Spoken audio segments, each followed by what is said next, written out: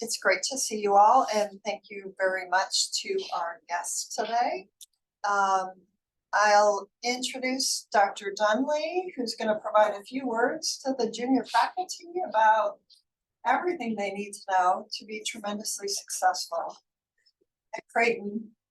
And then, or whatever you'd like to say.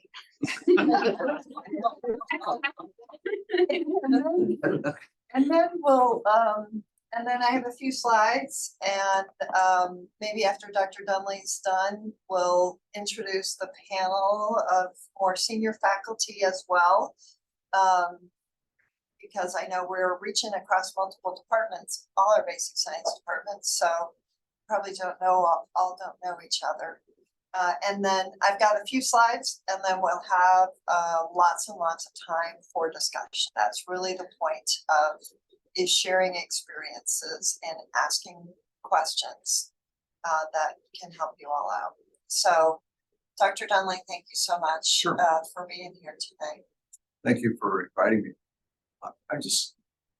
I can talk as long or as short as people can possibly stand. I'm kind of laughing a little bit when I'm in this room with accomplished investigators, because I wanted, in the worst sort of way, to have a bench research career early in my career. And when I say early, I mean 30 some years ago. And I was the sort of guy whose RNA was always degraded. There was always something that didn't work. And finally, after submitting a number of grants that, got scored but didn't ever get funded, I thought, I'm really great at patient care. Maybe God's telling me, just go take care of sick people because you're not really a very gifted researcher.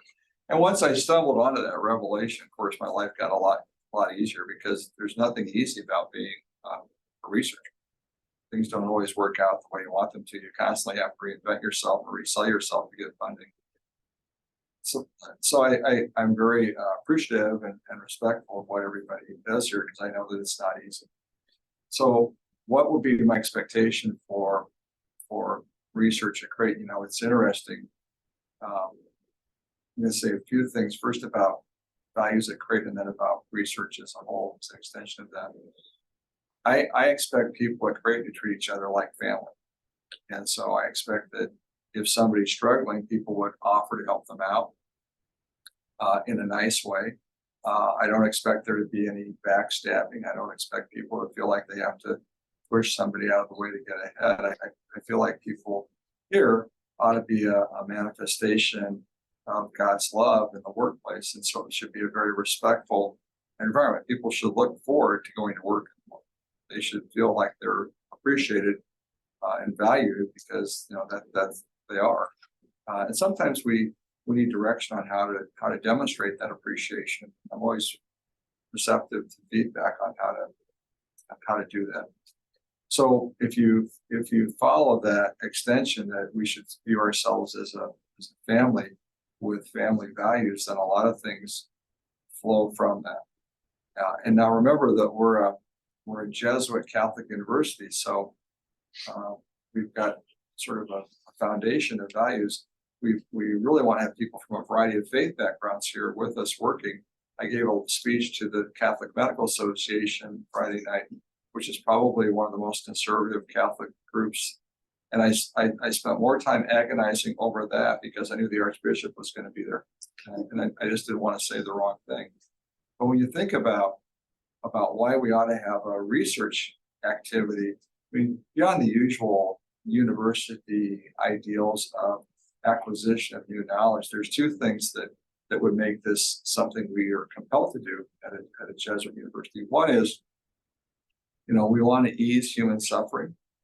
So we want to do research that gives us insight into why people get sick and what we can do to prevent suffering or help with suffering. And I think a lot of the work that we do is directly applicable to that. The second thing is we want to really demonstrate the hand of God at work in the world in the way we approach research. And when you think about the knowledge that you reveal, that is, in my estimation, a way of appreciating the fact that there's a God that creates all of this, and that we can only stand back in awe sometimes for how wonderful this really is.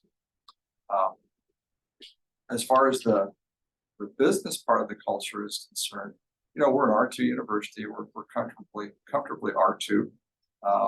You know, an R2 university needs to have roughly 20 postdocs a year graduating, needs to have some minimal research funding. If you want to be an R1, which I don't think we should be, you need at least $50 million of external funding a year. The reason I think that our funding, I had this conversation with the provost last month, the reason I think our funding ought to be somewhere eventually between $40 and $50 million is because we have to come up with another 50 cents on the dollar as a university to support good research. So I don't want to have people getting external funding and then we don't have the infrastructure to support it. That's always the challenge. So I think if we could build up our university research endowments, we could get to a point where we can comfortably do 40 million a year. And I think when Laura, when you became associate dean for research, I told you your goal was to get to 50 million in 5 years, right? I was well on my way. I know I'm cutting you back to 40 million, but you know, if you don't set big goals, then you have a harder time reaching the middle sized goals. I would say too, if I can, Yeah. just that Dr. Bartz's favorite saying, which is what I'm totally on board with, is that we are working to develop an R1 culture Yeah. in our R2 institution. So high expectations I agree. and a supportive environment for that work. I agree. And, you know, part of the problem in the past, historically, at Creighton was that two things happened that I think were unfortunate and unfair. One is that we're not for everybody. And there's going to be some people who are going to land here and it's just not the right place. They're just not going to be successful here. And people didn't have those conversations with folks early on to say, you know, things aren't going well here. This may not be the right place for you. We all miscalculate. And then people end up with a career that's not maybe what it could have been if they moved on to someplace else. So I think we have to acknowledge that. The second thing, we wasted a lot of resources in the past, always looking for the home run. Yeah, I remember the month I became interim dean, the second week they said, well, so-and-so's wife, who's a PhD, is here visiting today because we're going to spend $3 million to bring her and her husband, and he's going to be the chair of psychiatry. I said, well, show me their CVs. So this is 10 o'clock. She's going to be there at 1. I looked at their CVs and he hadn't had any funding. She hadn't had any funding for years. And so I met with her at 1 o'clock and she said, so what's the next step? And I said, the next step is I have to decide if I've got any funding for this or not. This may not work. Because, you know, it's pretty clear we were going to throw $3 million at somebody who did not have a stable track record of funding. And in fact, still doesn't. He's been at 3 different institutions and still doesn't. So the main thing for us is to build a culture where you celebrate the fact that people a lot of times come here and grow their careers step by step. You just need to be supported in that process. And that's how you build a real research culture. Before I became, she may not remember this, but before I became interim dean, I met with everybody in their offices in the basic science faculty. Everybody. And Laura said to me, I remember because you had a picture of rice big on your shelf. Remember that? And you came in and I popped right up. Whoa, it's going spicy here. and Laura Hansen said to me, if we don't change something, the culture of scientific inquiry is slowly dying here. We've got to change the way we do things. So I was paying attention, and then the same week I went to Bartz's office, and Bart said, I've got these great undergrads that come to my lab and work, and then they go someplace else for graduate school. If we had an MD PhD program, some of those kids would stay here and we could turn them into physician scientists. So I think those are two things I took to heart right away and started working on when I became dean. So now we've got an MD PhD program. Just talking to Laura about this a little while ago. And I think now the culture of inquiry is really strong here. And I think we're attracting really great scientists because of that. Now, the work for us to do, to be very honest with you, to build that culture of inquiry is in the clinical areas. mean, we just don't have much. And we never really did. I mean, before we had some people and we'd have pockets like cardiology, because you could do a drug study in cardiology and make money off it and then spend that on fellow research. HEMOC could do the same thing. Maybe ID with their antibiotic studies, they never got paid a huge amount of money. But it was spotty. So there wasn't really a culture of inquiry among faculty. They're really good clinicians, great clinical training, but we have to change that now. So we're recruiting a new HEMOC division that'll be, a big part of the Lynch Cancer Research Center. And our clinical partner was going to provide clinical research FTEs. So the idea will be you'll get a clinical research FTE of say 0.4 when we recruit you, and we'll say, okay, in 3 years, if you don't have external funding to support 0.2 of your FTE, we're going to pull this and move on to somebody who's got a better shot. So once again, it's got to be, it's not 0.4 FTE forever, it's 0.4, but you got to keep working and show that you're, bringing home the goods to continue to get that. So that's where I see us heading in the future. We'll do that in a couple of the larger divisions that we can build on. Cancer is critical for us, so we'll do it cancer. We'll do it pulmonary because we want to build out a lung cancer section in pulmonary. We're under discussion to do a little bit of it in ENT. We're still recruiting an ENT chair. We're going to have an ENT department, but between Boys Town and here, we can have a world-class ENT residency pretty quick. So that's very exciting. Neurosurgery, we need to recruit a skull-based ENT person to get the neurosurgery program where it should be. But I think there's a lot of possibilities for good clinical research in the future. Good collaborations from us. Collaborations with you guys and then collaborations with other parts of the university. I think that you can say what you want, but the foundation for the scientific enterprise in most universities is the medical school. Doesn't matter where you are, that's where a lot of the external scientific funding comes from. Even when it's at WashU, they had a bunch of basic sciences that were in the National Academy of Medicine.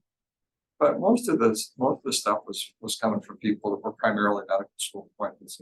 So, but what we need to do is make sure that we're collaborating effectively with people in arts and sciences and pharmacy and nursing to really do the type of research we're capable of doing, because we can't do it on our own. We can't do everything we need to do on our own. We're talking about looking for a cancer, an NCI cancer designation, and working towards that. And that's going to involve a lot of collaboration, recruiting the right people. But the process of doing that makes everything else we do better. Because you've got a goal now for what you want to do with cancer. We've got some really great cancer research going on. We've got to recruit some clinical counterparts, but we just need to think a little bit bigger than we've thought in the past. And we'll get there, but it's a 5 to 10 year journey. So that's where we need to be. We need to think a little bit bigger. So that's the Magis component of Ignatian charisms. The extra, the more thinking a little off here about what you can do. That's all I'm going to say. Okay, That's a lot of talking for me. it a lot is. of Thank talking. you very much. Pretty much shot now for the week. Well, then you should just go home. I have a clinical section, so we're good to go all day. Okay. Which is good. All right, well, thank you very Good. much for starting us off. Yeah. Right. All right, well, let's do our introductions. Everybody knows me, so I'm on the topic. I'm Nancy Hansen. I'm a professor in medical microbiology, immunology, and our lab focuses on antibiotic resistant bacteria, mainly gram negatives, the mechanisms, and the antibiotics they chew up and spit out. You've been here how long? I've been here 28 years. I have no plans on going anywhere. So, and I've mentored 20 graduate students over those 28 years. And I'm quite proud of all of them. They're all employed in the area that they wanted to be employed in, so it makes me feel very, very. Thank you, Nancy. A good segue into me because I'm Peter Steiger. My primary area of research is looking at the unintended effects of aminoglycoside antibiotics, which are used for treating gram-negative bacteria, and a very broad spectrum antibiotics. And but unfortunately, they cause hearing loss. And my goal is to figure out how they get across that blood-brain barrier from the bloodstream into the cochlea, where they can get into sensory cells and kill them to cause that hearing loss. So two very different ends, because what you want to do is to kill the bacteria, and I want to do the same thing, but without causing the hearing loss. So that's very good. So perfect segue into myself, pharmacology and neuroscience, drugs again. I think drugs are incorporated throughout what all of us are doing or thinking about, etc. So my interests are in the autonomic nervous system and neurotherapeutics. I've been here over 30 years, a lot of changes really for the better, except for parking. So Bo, maybe you can fix. I'll work on that. I want a spot right by the door. So, and Dr. Nancy Hansen beat me. I have trained 18 students. So you one ahead of me. Wow. So And you're also the chair, I'm chair of pharmacology and neuroscience, correct? one of our 3 basic science departments. So I'm Justine Renaud. I just joined this month, so pretty new in the biomedical department. And I will be working on stria vascularis and the regulation of the underlength of the inner ear. And my current project will be on how stress influences underlength and can exacerbate Meniere's disease symptom. I'm Brian North. I'm in the BMS department. Focus of my research is aging and age-related diseases, particularly emphasizing cancer. We're moving into the heart and the skin. It's kind of our areas of focus. I'm Jian Huang. I'm in pharmacology and neuroscience department. My study currently focus on epigenetics, neuroinflammation, microRNA, and biomarkers and neurodegenerative diseases. How long have you been here? I think 4.5 years. And for you, about? No. Almost 5. I've been here 4 years. Brianna Conyers, support research programs. So don't do any of my own research, but support you all. But you have a lot of experience working in labs, so I wouldn't discount that experience in our conversation either. And on the clinical side. Yes. I'm Li Tao Tao, and I joined the BMS department 2 years ago. Yeah, so our research focuses on epigenetics too, and we are investigating the epigenetic regulation in the process of inner ear development and the sensory hair regeneration. So our ultimate goal is to regenerate hair cells. So that's it. I'm Lucy Fu. I'm in biomedical sciences. I've been with Creighton for 2 years now. And I work on single cell genomics in cancer aging and hearing loss. We are trying to identify some molecular signatures during the early cancer development and also aminoglycoside induced hearing loss. My ultimate goal is to cure cancer and hearing loss. Take care, maybe. You can't find that. That'd be awesome. Living here forever. Hi, my name is Jin. I joined biomedical science department about a year ago.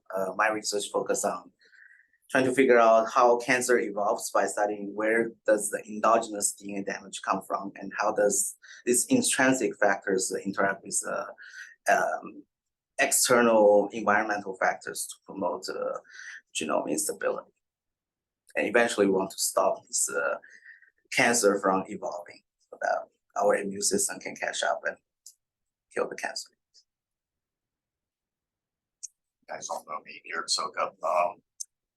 I've been at Creighton for the same amount of time as Dr. Hansen, going on 24 years here. Probably everybody's got me beat in terms of trainees. I've had 8 students go through my lab over the years. And I think importantly, to say, you know, I've had at least 3 trainees that didn't make it through the program over those years as well. So it's always got its trials and tribulations.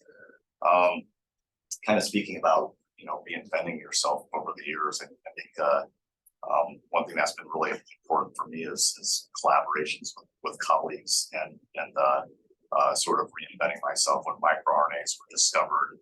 I immediately got interested in microRNAs in development of the inner ear. And so for a long time, I've been studying a family of neurosensory microRNAs and what they're doing in terms of promoting the development of sensory neurons and sensory hair cells in the inner ear. The idea that if we understand how they support not only hair cell development, but they also seem to be important in maintenance,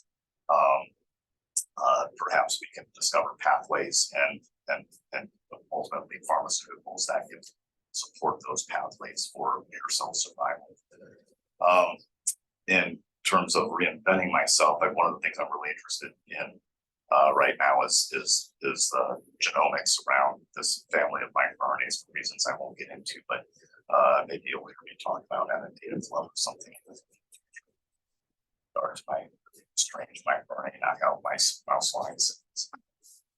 And interim chair of biomedical sciences. So yeah, you've got the full range of perspectives.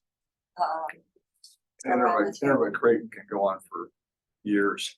You keep working on that. All right, well, I have a couple slides, not very many, just to throw some concepts and out there that might stimulate some thinking, but the real heart of it is going to be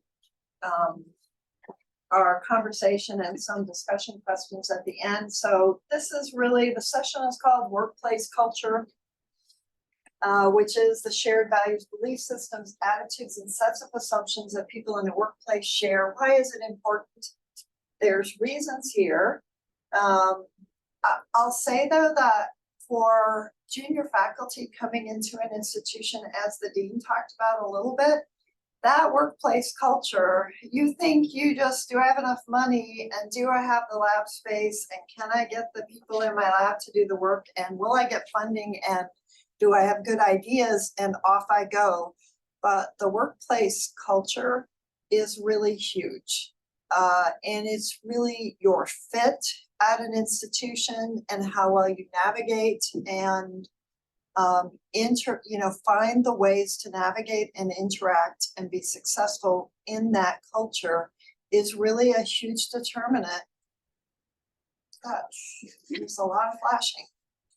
Is a really huge determinant for your success and for your satisfaction at the institution, and it's important. So okay, so retention, motivation, engagement, and I think for all of us, the laboratory culture for each of us is also a big factor for what your success looks like.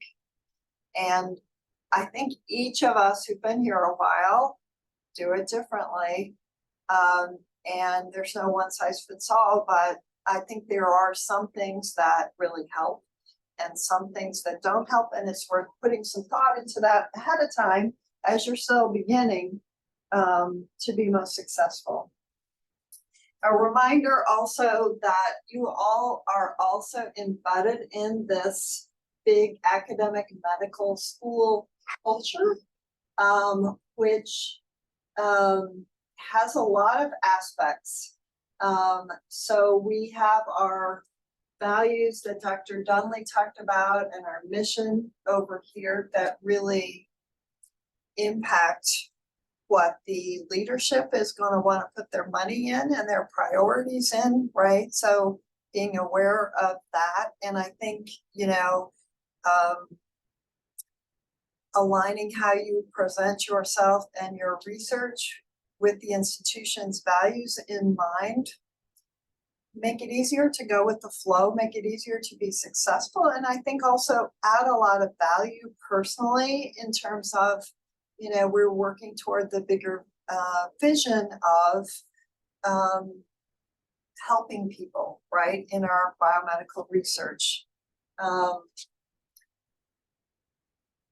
University structures. So we have our whole tenure and promotion process, and the resources and our regional factors, and then our formal governance structure. So we'll talk a little bit at the end about, you know, who are the leaders of different parts of our institution, and who do you go to if you have an issue with X as well. And then our community, we have big historical precedent, right? So there's this whole way of doing things at the institution that has flowed from where we come from, who our leaders are, how we are established, how decisions are made, and sometimes that's great in terms of, you know, this culture of we're a family and we're collegial. And I think that's a great place to work. You know, it makes it nice to come to work every day. You know, I'm not thinking about my neighbor undercutting me or, you know, competing with me. But there also are ways that historical precedent, I know for some of our newer faculty, is like maybe some of the things we do aren't as good as they might be. So there's also ways that the Creighton system of grants management or ordering or approvals is not as efficient as it might be, and we can think about how to influence those processes and improve things. So there's also a tendency for medical schools, universities to become very siloed.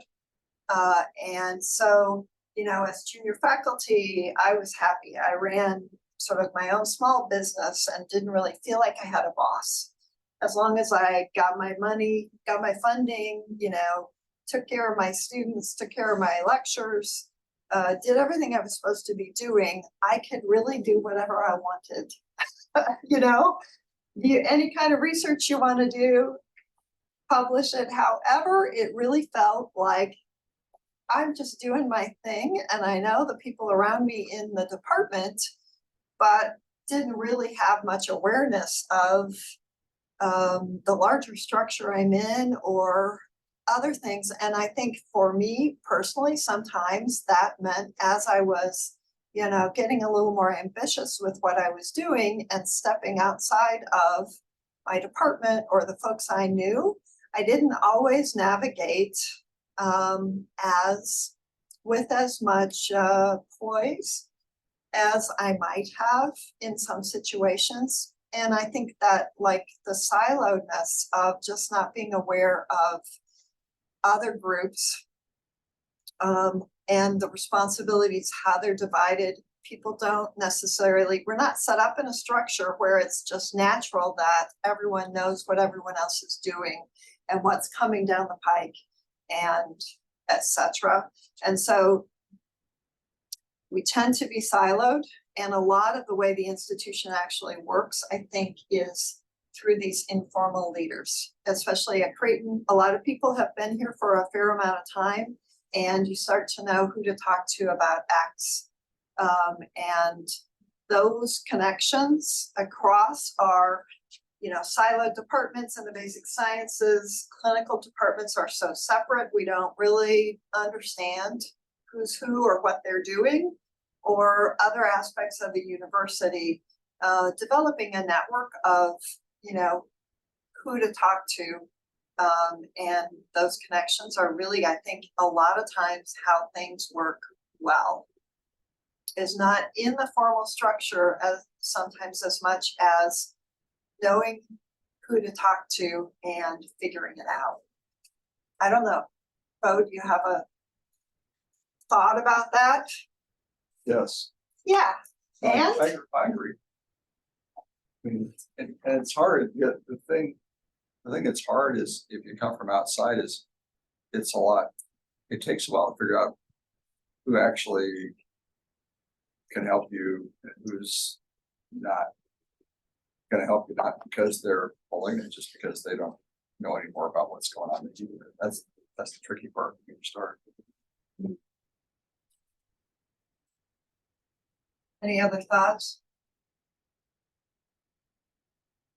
Okay, so the other part of culture, this slide really is kind of a reminder of what probably most of us know without even knowing that we know, that there's the stuff above the water that's part of our culture that is like the formal strategic plan that the dean's office has prepared for the next years, statements about our mission and our vision and the policies that are on the internet that we're all expected to follow. But then a lot of the invisible part of our academic culture, unwritten rules, status, relationships, I already talked about, the values, taking care of our learners and our coworkers and our community. So if there are aspects of the organization that are not working as well as they might be, understanding some of these things can be helpful if you want to impact the institution. I think this is kind of let's see, how many more slides? I have too many slides. No, we're almost done. I think this is kind of an interesting framework for understanding. It's mostly assigned for corporate culture is where it came from, but for our academic environment also.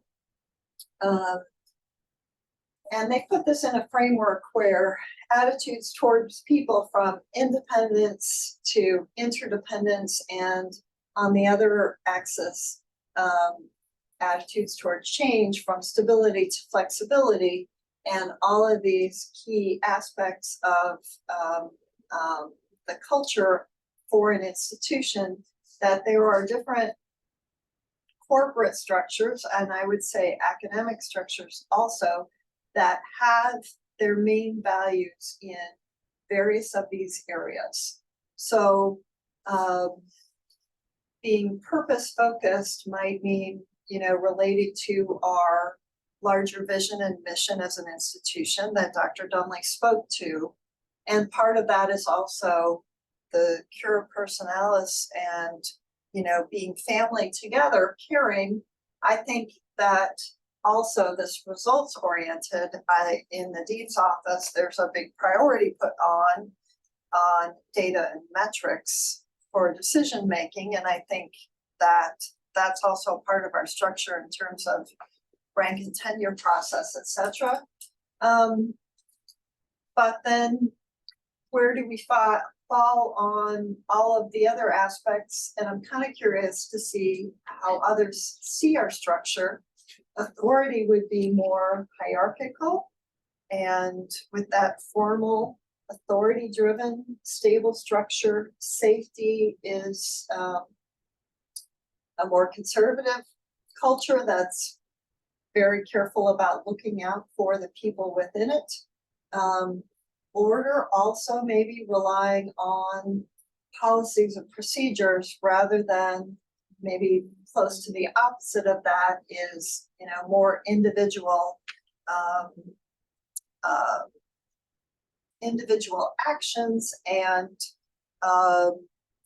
you know, rapid change and following the next priority and switching your direction rapidly is more relevant for this learning, where it's really driven by whatever the cause is. So I don't know. When I looked at this and thought about this, it seems to me like Creighton is a lot here and also down here in the results, but we also have this Jesuit Catholic foundation and a really strong hierarchy in our institution. I think what the institution's values look like differ also depending on where you sit. As a new professor, new assistant professor, running my own small business in my head, like it felt very much here, like I'm just going for it and generating results, and it's flexible and it's independent. But then in other aspects, I think it looks really different. When you start to see how the administration makes decisions and values maybe are changing our structure. I don't know if you've seen this before, Bo. I have, the way I interpret it is that my job is to keep the people in this room sort of in the top half of the spear. Mm-hmm. People should feel safe, that's a given, and then there are a lot of things that go on with running the business that you should be a part of only as much as you're comfortable, because a lot of people want to do research, they know they have to write grants, there's stuff, but some of the business parts of it, they're kind of like, I don't, you know, just take care of that. Some of the authority part that comes from above, people never hear about. Yep. So I feel like if I'm doing my job pretty well, you ought to be existing in the learning, purpose, enjoyment. You know, and We everybody need has to live up here. yeah, and people, you always have to have results. I mean, and so that's how I kind of view it. I mean, we live in a world with a lot of rules, but ideally we create a structure where people don't feel like the rules are burdens. Mhm. Yeah, it's out there. I know there's, but it's not something you think about constantly. I like a lot of what is being said. I just want to go back to the safety side, because research operates on a time scale very different from many other ways that business operates. If you're out there selling cars at the car showroom, you know, you have to perform every month, and you don't perform for a couple of months, you typically get out. You know, and but research, you can't do anything in a couple of months that gives results that can provide any sense of security. And I mean, it operates on a scale of years to many years, decades, in order to provide any sense of safety and security or tenure. So where I was at before, there was no tenure, and so inherently unsafe for that reason.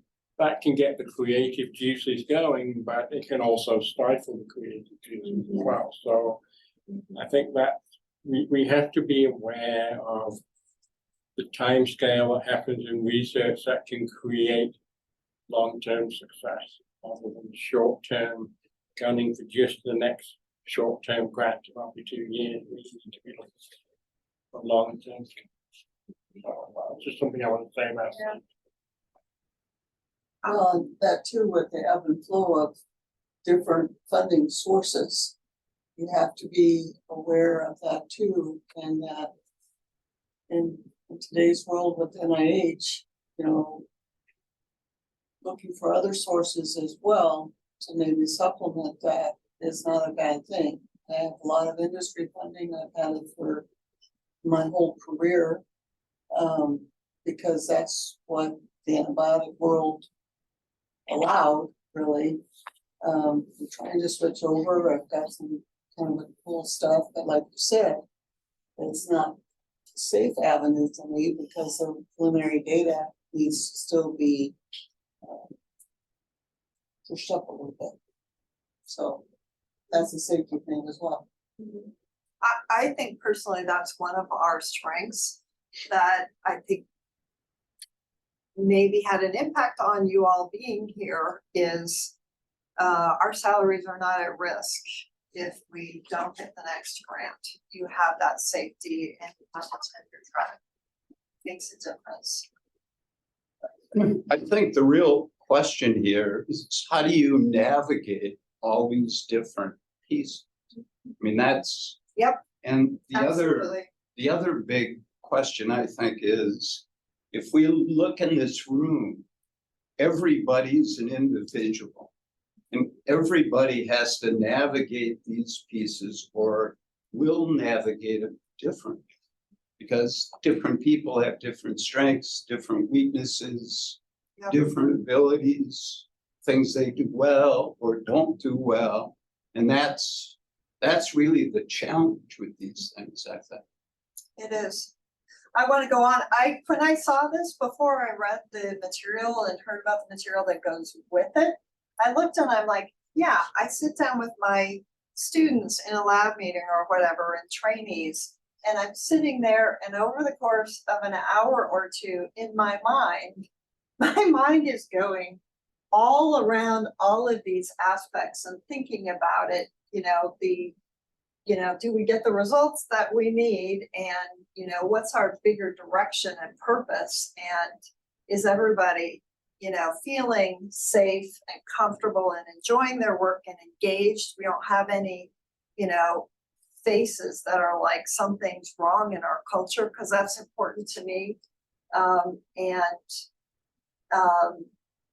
I mean, occasionally I have to assert my authority.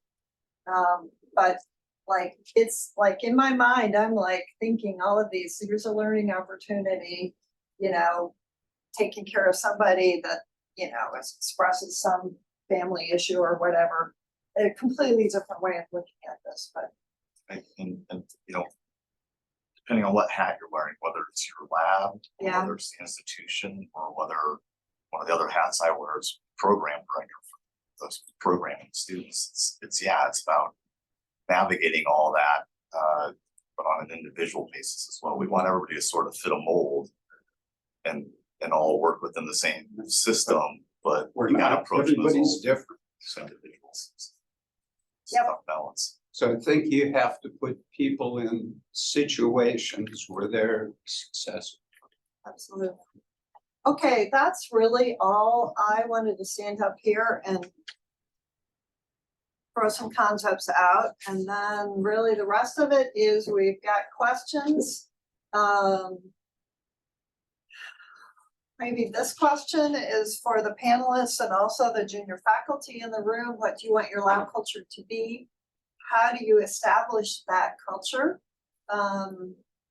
Maybe we want to start with that and let our senior faculty talk a little bit about what do you want your lab culture to be and how do you make it happen? Before that, I just want to piggyback on what Oh, sure. Peter said, because I have a funny story about my own mentoring. So when I first got here, I had 4 guys in the lab, 4 students, male students. One of them was Reisbeck. And mentoring male students is different, I found out, than mentoring female students.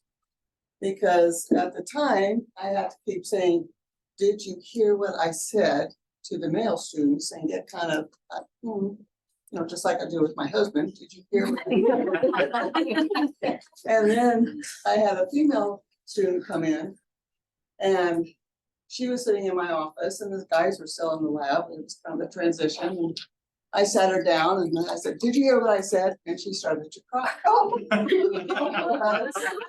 Because I was mentoring like she was a male, and we're a little more sensitive as girls. And I thought, oh my God, so every student that comes into your lab is an individual, and you will never mentor them the same.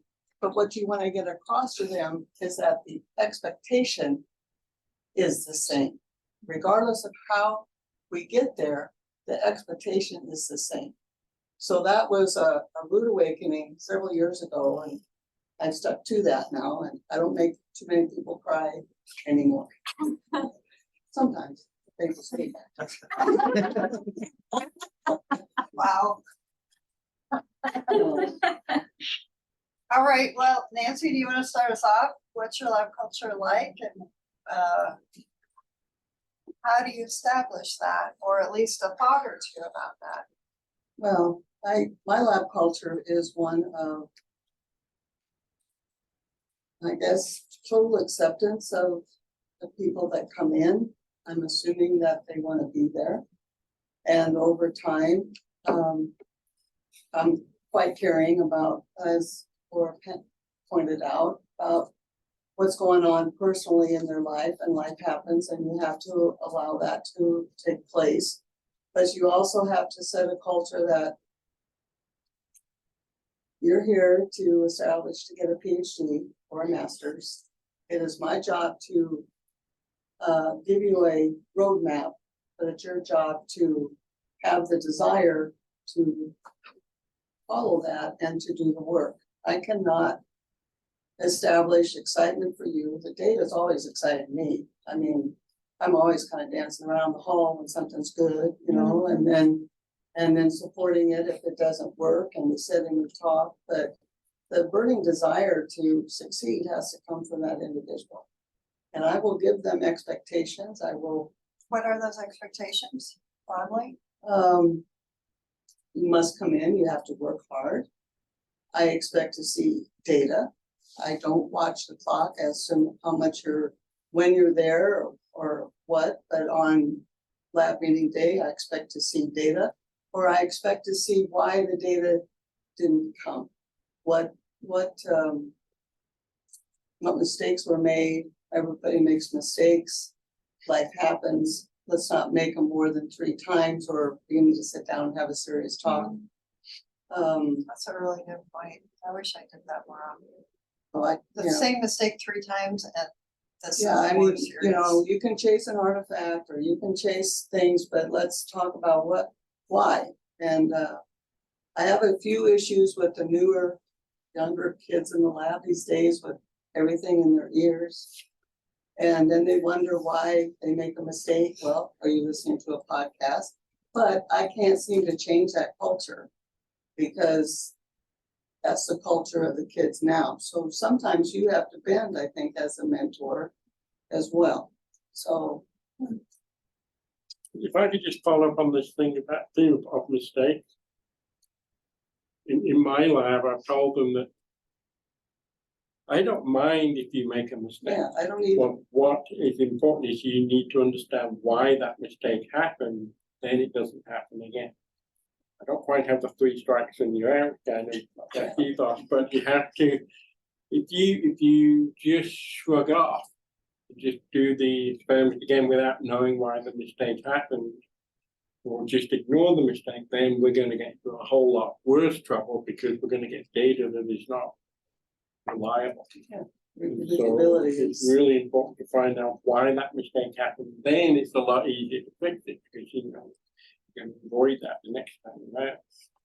Were you having a bad day? Were you thinking about something at home, or were you not prepared to be at the bench? I mean, sometimes you have to tell them, you need to understand what you're doing before you get to the bench, so you can troubleshoot at the bench and not troubleshoot and think, oh my gosh, what am I supposed to do next? And I try and drill that in as well. What's your lab culture like, Peter?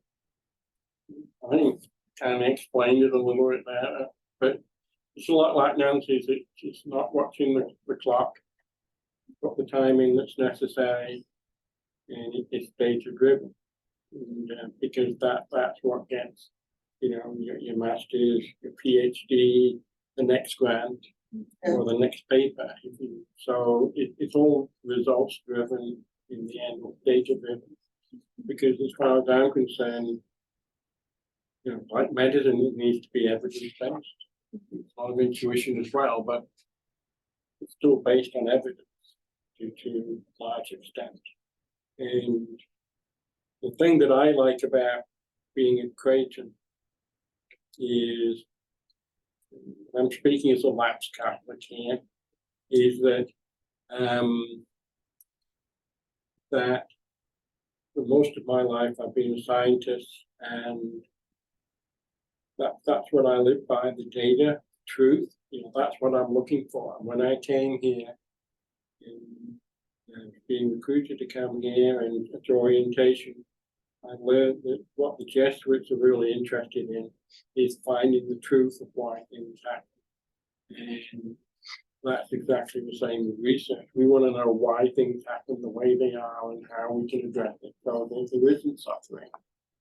And so I see, research, at least biomedical research, what we do, what I do, and the Jesuit mission is very complementary and very much running in parallel. So that's really what I want to promote in my lab. So. Yeah, I pretty much agree with all those comments, right? And I think that's true for really pretty much everybody's labs here. We try to sort of focus on research and scholarship to improve human health. Because I think that's consistent with Creighton, it's consistent with the medical school, and it's also consistent with NIH. And we're all looking to NIH to support sort of what we do. The other thing, though, that after starting a lab, I realized that being in an academic institution, a big part of what we do is personal development of the people in our labs, their careers, etc. It's just as big of a piece as the other things. We try to encourage honesty, integrity, because that leads to transparency. We have to be transparent, or we really can't accomplish these goals. We also have to foster relationships, because I think fostering relationships fosters respect. That fosters transparency, the safety of people being able to say, oh, I made a mistake. That's okay. Instead of not saying anything, etc. So I think we've tried to foster those things, and the safety, the respect, and that fosters collaboration and interaction. I add one thing to your thing about how you want to foster and help the students grow and evolve. I think you also have to be, as a mentor, willing to evolve with them, because we're all here. PhDs, I was told, is just another reason to learn more. And the License to learn. yeah, and the kids, I call them kids, and I'm old enough now, in the lab, okay, I always tell them, you are here to teach me as much as I am here to teach you, which gives them a reason to enable themselves to then teach. And because we deal with so many bugs in my lab, I gotta have them scouring the literature for all these things, because I just simply can't. And so I think that enables them and empowers them a little bit to be the wisest one in lab meeting. Develop that independence. Yeah. Garrett? I definitely agree with that. We gotta learn right along with the students, and our best students are the ones that are teaching us as well. They're challenging us. Yeah. Yeah. And I wrote down a few words to one of these questions before I came here. It's just striking earlier how a lot of the words are very similar to some of the concept slides that you had, but what do you want your lab culture to be? Ideally, a place of inquiry, exploration, cooperativity, openness, flexibility, self-motivation. A lot of it is fixed. That's what you already hit on. You got kind of the right mixture of attitudes in the lab about being open and honest, making mistakes, and learning from them, and being self-motivated, like Nancy said, you can't create excitement in your students. They have to come in excited, so you got to give them a little bit of license for creativity and exploration. So how do you establish all of that? That's the harder question. By dancing in the hall, that's how you establish. Well, you gotta focus on the positive, first of all. I think the other big thing is communication. You gotta try to foresee issues before they become major problems. And you gotta pay attention to your people. You gotta communicate. I think you have to show the students that we care about them as a whole. So if they're having a bad day, you know, and they can't generate that, or something happened at home, it's okay, you know, the next day will be better. And I think if you have all of those aspects, plus you show that you care about them as a person, I think it just goes a really long way. Without being intrusive, of course. I try not to, you know, be intrusive, but if they want to talk about whatever they need to talk about, I'm there. And I think we all, you know, that's the caring part of that. It's definitely great.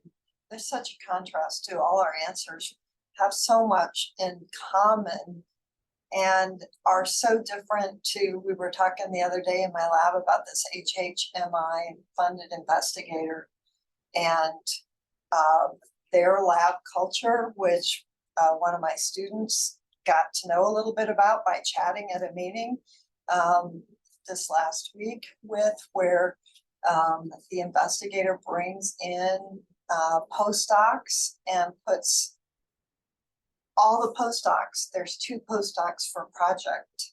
And, you know, here's the project and you two, you see who can do it first and best, and the other one is fired.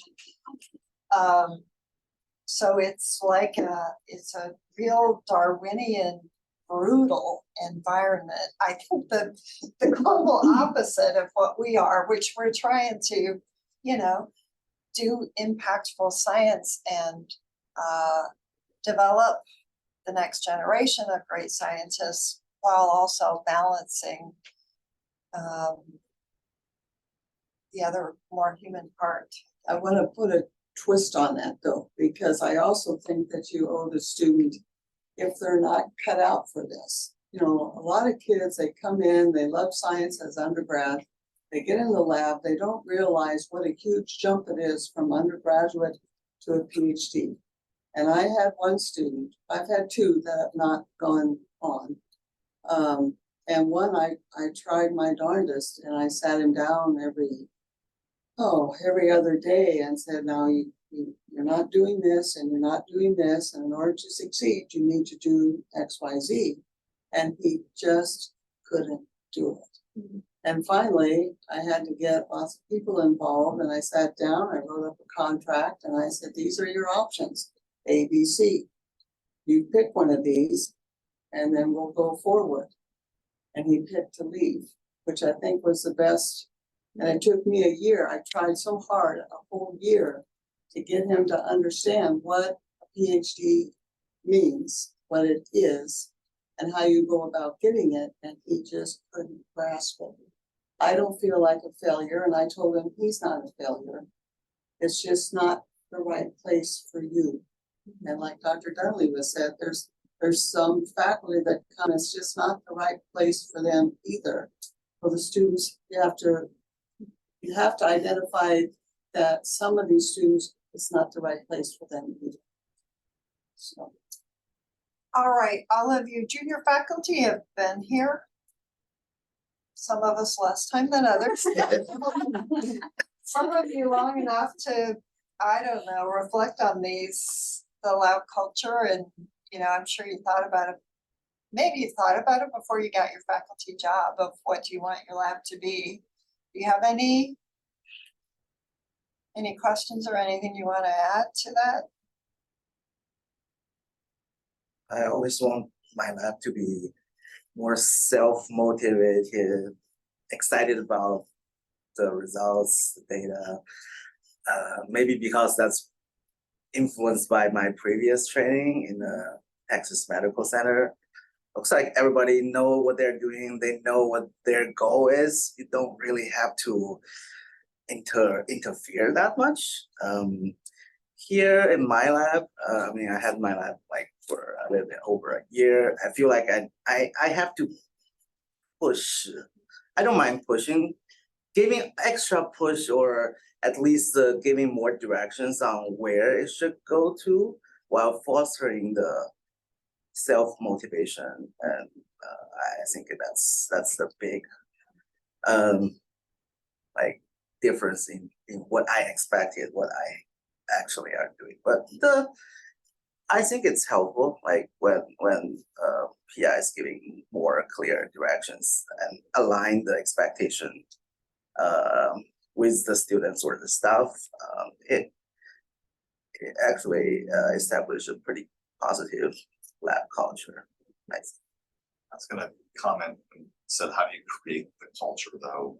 When I put myself back into my shoes 23 years ago, some of the advice that I got from some of my mentors back then was that when you start a lab, it's like it's an extension of your postdoc at first, and establishing the culture in the lab is really up to the PI to really be more involved. And I think that's me personally. I think that's what helps establish the lab culture is that you're in there with the people, and you're getting to know them on a personal level. And once you got a good lab culture going, and you got more senior students or Right. you know, a technician or something, it sort of takes on its own momentum and allows you to step back. Well, and I think first year students do need to be pushed a little bit more because they don't know what's expected really. They know that they're excited about science, but they don't know the intensity by which they have to do that science. And so I think first year students need to be a little bit more pushed than normal. And usually what I do is say, you think you're working hard enough? And I say, you might want to rethink that.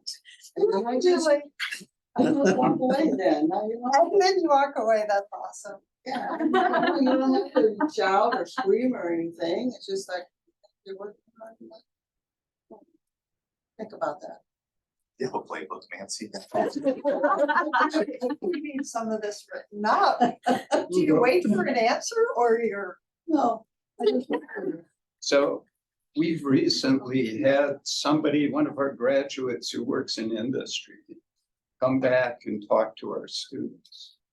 And so what they do every day, they come in, they do an experiment or some activity.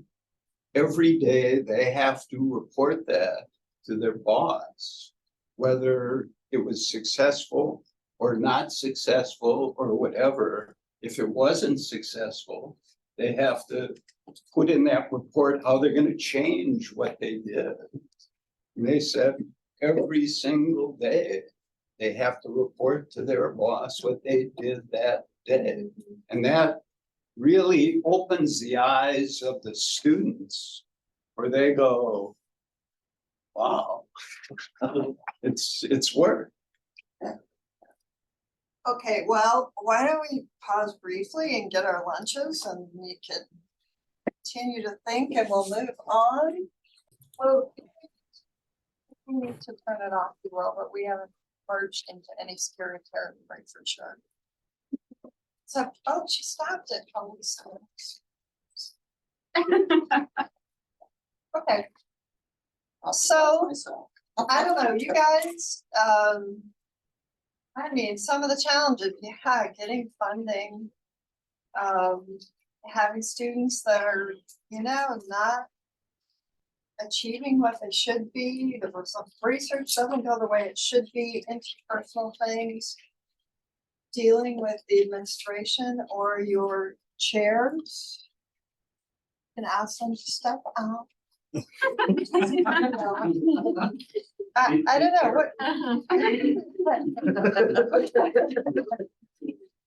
no, I think this is all positive, so, I'll let you guys raise a topic or an idea or a problem or whatever. Well, I think it goes back to like motivation.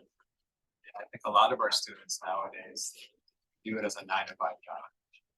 And they don't have to have weekends, you know, like. And there's this discrepancy between that and success and science. Right, and so, you know, like, yeah, they can come in 40 hours a week. But it's gonna take them 5 or 6 or 7 years to get a paper. Or they can come in 10 hours a day, but they sit there, or they're Right. chit chatting or whatever. And So the hours surf doesn't the matter. internet or. The hours after the lap, doesn't matter. The hours. Could be changed.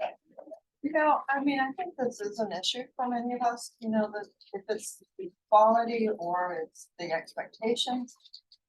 But I think we could sort of advocate for or come up with a conclusion that maybe we need to do some more work programmatically of, you know, delivering the expectations. 60 hours is a typical work week or whatever.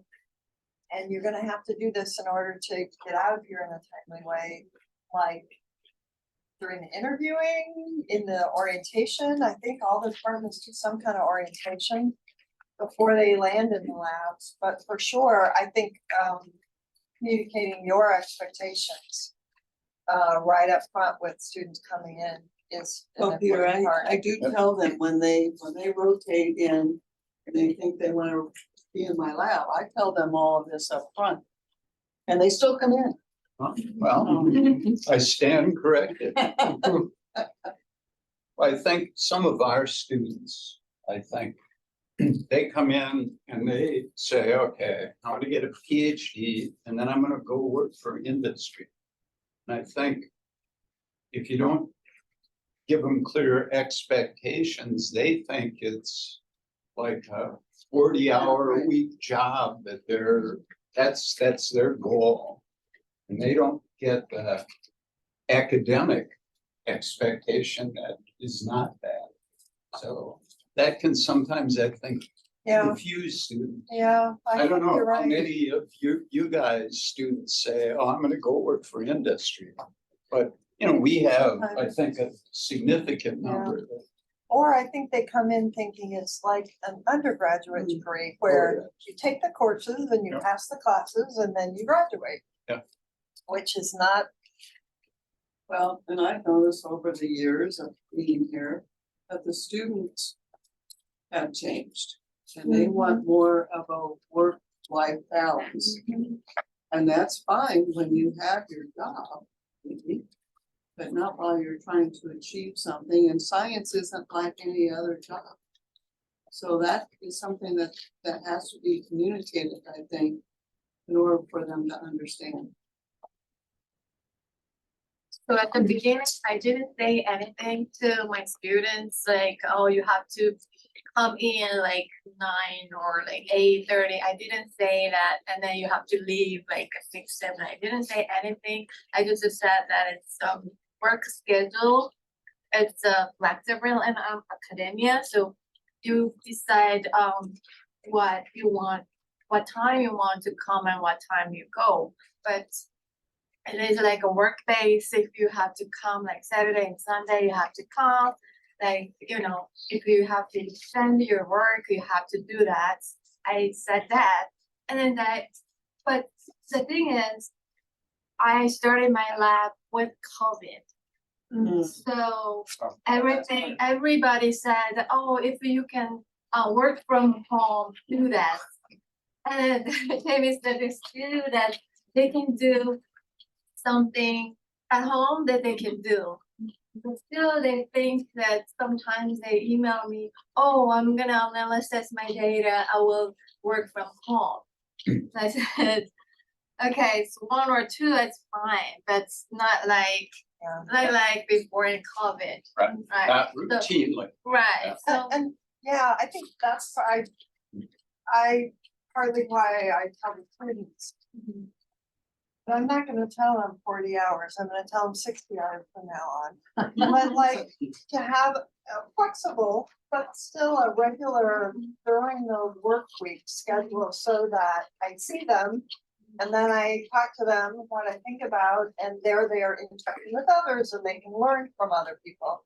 And yeah, if you, It's because I had the important. postdoc one time that wanted to work like from 5 PM until whenever, and it did not work for me. right, so right now, I learned, so I. Not every day, but I ask my students, when did you come, and did you come to the Saturday, like Sunday? Like sometimes, not every day, but yeah, sometimes that I checked, yeah, if you know. Do you have lab meetings then? And do they get up and give a presentation for everybody in the lab, what they did that week? Oh, yes, like we So have. do you comment then that's not enough data for a week's work? So you're not working hard enough and you need to be in the lab? That's what I would say. Okay, with the data, Yeah, yeah. Every so that- week. right, Every week. Yeah. Boy, Nancy, I needed this workplace culture. I mean, there's some weeks we lapse, but not. Since I think it really matters what your habits are. You know, I've always told students, I don't want you to punch a clock, but you've gotta overlap for most of the day while I'm here to interact with me. You know, somehow, and then what are those interactions? Are they lab meetings, are they one-on-ones, or both, ideally, in my opinion. Yeah, I think it's the day-to-day, week-to-week habits that you, of how you interact with the people in your lab that help build culture. And if you start that with the, you know, when they first come into the lab, then when they've been there, they understand that, you know, I don't have to say it every day. right, I just say it at the beginning, the first year or so, depending on how fast they catch on. And then I'm done, because either they wanna succeed or they don't. Wow, that's awesome. I was a tech in Dr. Hansen's lab for about 6 years, so the perspective of being in the lab, like from that perspective, being there day in, day out with various students, like if you have the students that are good examples, then the rest of your lab will fall in line, right? Like if they're there working and they can set the example, but also like being present in the lab every once in a while helps hold the students accountable to being there. Like if they know you're never gonna show up, then they probably won't either. Until you set the expectation in the lab meeting of like, you don't have enough data. But what is enough? Like that's another expectation you have to set. So I think that, Or even if they don't have data, but they have data to show why they don't have data, yeah, that's still data, right? yeah. It's just not very good data. And we have, I don't know what you think about it, but we have research rounds where every semester, each student has to present to the whole faculty and students what they did. Yeah, we do that too. Yeah, and then I think that tends to, they don't want to look stupid in front of like all those people. Sometimes, you know, they're okay with looking stupid in front of you, but they don't want to. And that I think is a motivation for them. Well, and you don't have data by the time you need to write an abstract. Yeah.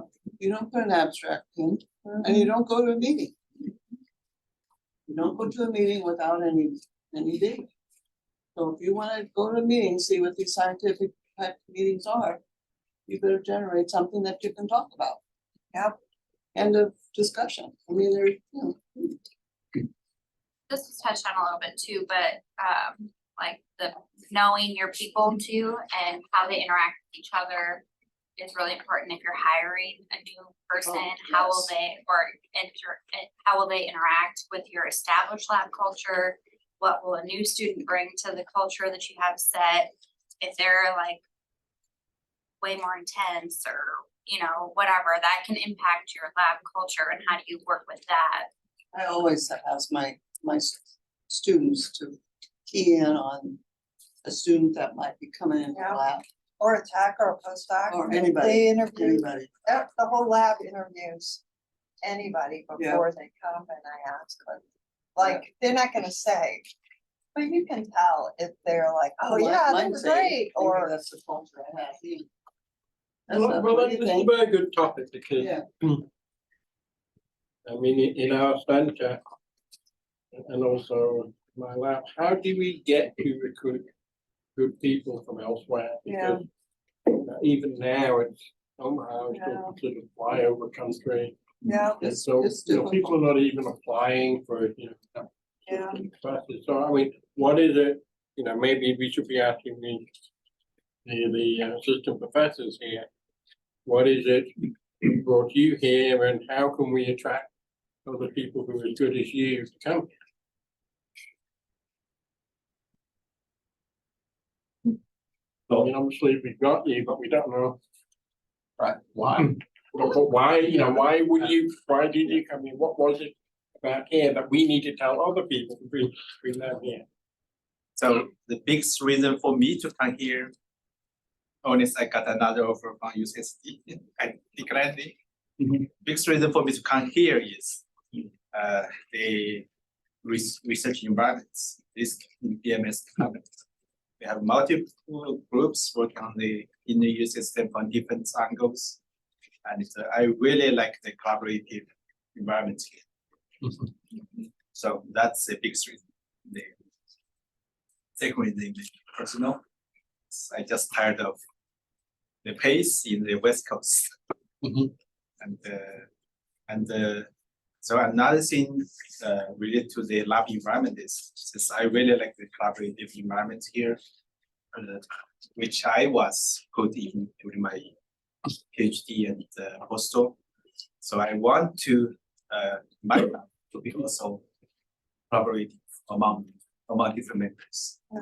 So back to Laura's story about putting two posts on the same project. yeah. Actually, Sell paper or lose your job, I am purposely doing, you're But- purposely doing that? yeah, but not say, okay, you two need to compete. The loser needs to will go, the winner stay. I told you, okay, you two need to collaborate on this. I mean, let's say there's one student is very good at computational analysis, otherwise good at like cell culture. So I team these two up and do a project. One is collecting the data, one is analyzing the data. And on the other hand, there are some experiments for us. It's impossible to finish by one person. Let's say if we have to collect hair cells handpicking, this is the 6-hour experiments. And after each hour you get the cells, you have to hand over these cells to another person to process. So you have to have 2 persons working on the same experiment. There's no way one person can finish the whole experiment. So that's the requirement for the experiments. And my third thought about that is, I always think if you have more minds, more brains on the same topics, you might get more ideas. So Well, I think there's always a natural peer pressure, peer competition, even if it's not going to be live or die, so quiet or not. but I think I kind of realize the problem of that. Or eventually when we have something, let's say, put into paper, who would be the first? Right. So I kind of think about it. I think the way I was trying to solve it, then to give the team 2 projects. So they can alternate the authorship for the 2 papers. If somehow it got 3 papers, that's a problem. There's no perfect solution for it. It's very interesting. I really like what you're saying. It's because I didn't have this competitive culture like that, 2 people on the same project. You understand, it may be a tech or a student and then people will see you a postdoc. Me. So, but yes. Yeah, but I would not say it's competitive, but I think it's more collaborative. And has BMS or Creighton fulfilled its promise that attracted you here in being a collaborative environment? So far, yes. Well, for example, one of my lab technicians actually spent half of her time in David's lab asking help from David's lab. Or another guy always go to David's lab asking help or use their the device. So I really like that part. I think that's the reason compared to the other broadcasters, only one lab working on the engineer. So Okay, good. 'Cause we have to make sure that the outside world knows that. yeah, because but I agree with you. It's very difficult to get good people. So I think that maybe speaks to the last question, how might we need to alter culture? I don't know, culture or practices or marketing or. You know, I really think that we need to work toward this R1 institutional thinking within our R2 institution, like setting high expectations for ourselves. Then that leads to higher levels of success in your research, and then that gives us more that we can advertise to the outside world all the great things we're doing. And I don't know, do better at marketing. We talked about, you know, common marketing, common front door for the 3 graduate programs, getting us a bigger profile. I think we clearly need to do more to get the best students here.